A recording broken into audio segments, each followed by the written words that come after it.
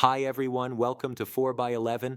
Today we are going to have the final session on susceptibility weighted imaging, that is, its applications in neuroimaging. So let's begin. Take a look at midbrain in both of these images and compare the substantia nigra in both of them. Can we see a difference? In the first image, we see that a small hyperintensity is present between the two hypointense linear tails. However, in second image, there is no such hyperintensity. This hyperintensity is called a swallowtail sign. And yes, I do agree that it's not very well visible here. So let us take a look at this image. A zoomed up section is also shown to where we can see how is the swallowtail appearing. We should normally see this on SWI images, and it is lost in Parkinsonism. Here is another case showing loss of swallowtail in case of Parkinsonism, but we know that Parkinsonism is a clinical diagnosis.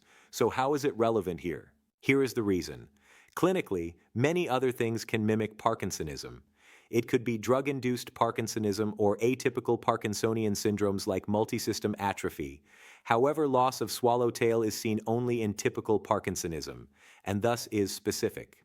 So here we know now our first takeaway, loss of swallowtail in typical Parkinsonism. So the second case for today, what seems off in this image? Some left-right difference? Take some time. Think. Okay. Herein, see how the cortical veins are prominent on the right side.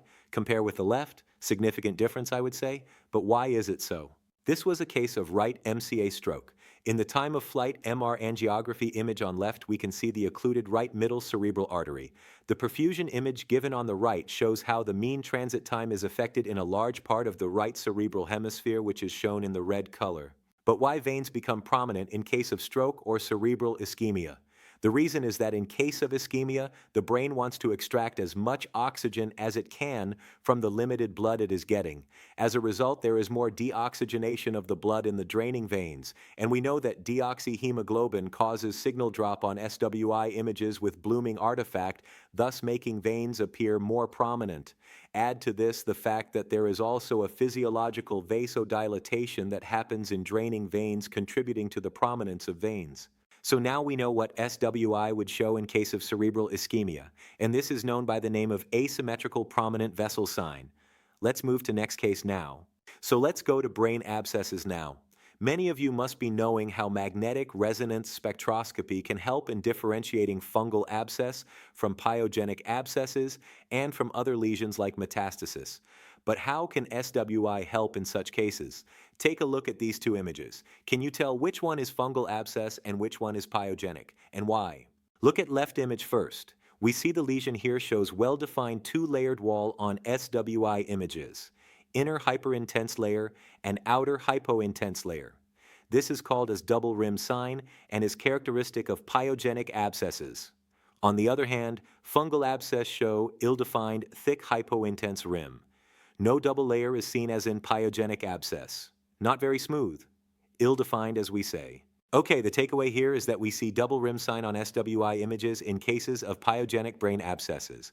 Let's go to next case. Take a look at these two images. Multiple small, dark, or hypointense foci are seen. These were all microbleeds, which are very nicely depicted in susceptibility weighted images. Cerebral microbleeds appear as small, round, or ovoid signal voids with blooming artifact. They can be seen in a wide variety of conditions enlisted here, such as normal aging process, chronic hypertensive angiopathy, amyloid angiopathy, septic emboli, vasculitis, CADASIL, etc. An important thing is to distinguish hypertensive microbleeds from amyloid angiopathy. In both cases, multiple foci will be seen, but their distribution is what helps in clinching the diagnosis. See the left image, which is a case of chronic hypertensive encephalopathy. The bleeds are seen in basal ganglia region and in thalamy. See the image on right, which in contrast shows the cortical distribution of cerebral microbleeds, that is, within the cerebral hemispheres. This pattern is seen in cerebral amyloid angiopathy. Now, can you tell whether microbleeds are due to hypertensive angiopathy or due to amyloid angiopathy? Coming to the next case of a 40-year-old male who suffered from a motor vehicle accident. Conventional MRI sequences were unremarkable, but the patient had severe neurological dysfunction. So what could be the reason? Here in SWI, we see lots of dark foci, and see the shape and distribution. Few are seen at gray-white matter junction, which appear round, and few along the course of vessels, which are appearing linear. Here you can see linear microhemorrhage marked with red and round one marked with blue. Now, linear ones are along the vessel and are caused due to shear stress along the blood vessels. It is termed as diffuse vascular injury. The round ones are at gray-white matter junction due to injury of axons and are termed diffuse axonal injury. Diffuse axonal injury and diffuse vascular injury, DVI, are related and often coexistent entities, possibly lying on a single spectrum of diffuse brain injury, and in neuroradiology literature, diffuse axonal injury encompasses features of diffuse vascular injury. This is an illustration showing diffuse axonal injury. Due to shear stress on axons, they break apart, giving rise to severe neurological dysfunction with, however, no obvious signs seen on conventional imaging. This is another case showing multiple small microhemorrhages along gray-white junction and along the vessels. And yet another case showing diffuse axonal injury in the form of microhemorrhages. Now you know which sequence to look for in a case of suspected diffuse axonal injury. So we add to our list of uses of SWI another important pathology, that is diffuse axonal injury. Take a look at these two images. Both of them show hyperintense plaques. But is there any difference between these two plaques? Look carefully. These are magnified images for both of these plaques. We see that in the image on right there is a linear hypointense structure passing through the plaque, while nothing such is seen in the plaque on right. Do you know what is this linear structure? Well, these are small veins within the brain parenchyma. Do you know that in multiple sclerosis there is paravenular inflammation, which leads to demyelination, and that's why the plaques seen in multiple sclerosis are paravenular in nature and can often show such linear hypointensities.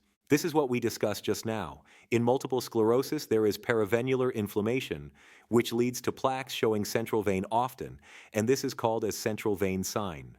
Now here we see another plaque of multiple sclerosis, but on SWI image we see a small hypointense rim around it. What it is? In multiple sclerosis, there is iron deposition in macrophages in the periphery of the plaque, which leads to the so-called hypointense rim sign. Okay, the takeaway here is central vein sign and hypointense rim sign are seen in case of multiple sclerosis plaques. Here is an axial SWI minimum intensity projection in a case of developmental venous anomaly, beautifully illustrating the feeding and draining vessels, which are giving the characteristic Medusa head appearance. We have already seen this in our previous video, if you remember. So here's the takeaway. Better appreciation of developmental venous anomaly can be done using SWI MINIP sequences. Take a look at this CT image now. Can you see something in the region of marked arrow? It is not very obvious, but yes, some sulcal hyperdensity can be seen if looked closely. But yes, I repeat, if looked closely. What if it is not looked closely? Well, then it can be missed. And this sulcal hyperdensity is blood. That is subarachnoid hemorrhage. Is there a way out then? Now take a look at the SWI image from the same patient. See now how obvious those blood products have become. And so we know yet another role of SWI now to look for subarachnoid hemorrhage, which would appear as loss of signal or hypointensity in the affected region. But there is a caveat. Not all stages of hemorrhage look similar on SWI. Acute subarachnoid hemorrhage may be missed as it doesn't show loss of signal due to lack of RBC breakdown products. And the takeaway is that we can use SWI for evaluation of subarachnoid hemorrhage too. This is a case of multiple cavernous hemangiomas in the brain. See the T2 image on left and compare with SWI image on right. How subtle were the changes in T2? And in smaller cavernomas, there were no changes seen in T2. And see how they pop out in SWI, thus proving the utility of SWI images. So, here is the list of conditions that we discussed today in which SWI can be really useful sometimes. But remember that it's not exhaustive. It's just to show you the relevance of SWI in important conditions. There are many other conditions that we have not discussed which are equally important, like the role of SWI to look for calcifications or hemorrhage in tumors. But it wasn't the motive of this session. The goal was to make you aware of usefulness of susceptibility-weighted imaging, which I guess you all know by now. So here we end today's session. I hope you liked it. Tell us your reviews and suggestions in the comment section. For more radiology content, visit our website www.4by11.com. Thank you. Have a nice day.